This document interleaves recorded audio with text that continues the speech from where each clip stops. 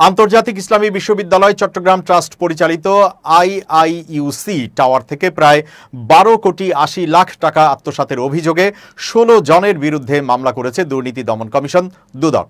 দুদকের উপসহকারী পরিচালক কমল চক্রবর্তী বাদী হয়ে বৃহস্পতিবার মামলাটি করেন। মামলার বিষয়টি নিশ্চিত করেছেন দুদক চট্টগ্রামের উপপরিচালক সুবেল আহমেদ। তিনি জানান, মামলায় 16 জনের নাম উল্লেখ করা হয়েছে। এছাড়া তদন্তকালে এই অপরাধের সঙ্গে অন্যান্য কারো সম্পৃক্ততা পাওয়া গেলে আসামি করা হবে।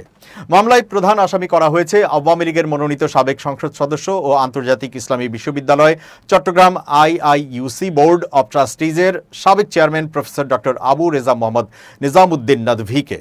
তার সঙ্গে আরও আসামি হয়েছেন বিশ্ববিদ্যালয়ের সাবেক উপাচার্য প্রফেসর আনোয়ারুল আজিম আরিফ, ট্রাস্টের সাবেক সদস্য প্রফেসর ডক্টর কাজী দিন Mohammad, professor doctor Mohammad Saleh Zahur, doctor engineer Rashid Ahmed Chowdhury, Rizia Sultana এবং মোহাম্মদ খালেদ মাহমুদ।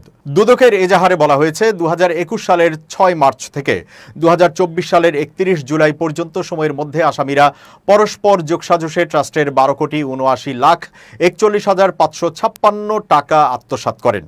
আন্তর্জাতিক ইসলামী বিশ্ববিদ্যালয় চট্টগ্রাম ট্রাস্ট একটি অলাভজনক ও দাতব্য প্রতিষ্ঠান, যার আয় শিক্ষাবৃত্তি, দরিদ্র শিক্ষার্থীদের সহায়তা, ইসলামী গবেষণা ও সমাজ কল্যাণমূলক কাজে ব্যয় করার কথা।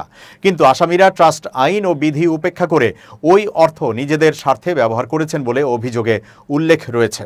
দুদকের অনুসন্ধানে জানা যায়, 2005 সালে আইআইইউসি ট্রাস্ট চট্টগ্রামের আগ্রাবাদ বাণিজ্যিক এলাকায় একটি প্লট ক্রয় করে এবং ইসলামিক ডেভেলপমেন্ট ব্যাংকের সহায়তায় সেখানে 15 তলা বাণিজ্যিক ভবন আইআইইউসি টাওয়ার নির্মাণ করে।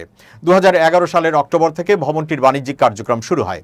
তবে ট্রাস্টের সদস্যরা স্বেচ্ছাসেবক হিসেবে কাজ করার কথা থাকলেও নিয়ম বহির্ভূতভাবে সম্মানী, বোনাস, টিএডিএ ও অন্যান্য আর্থিক সুবিধা গ্রহণ করেছেন বলে দুদকের অনুসন্ধানে উঠে এসেছে।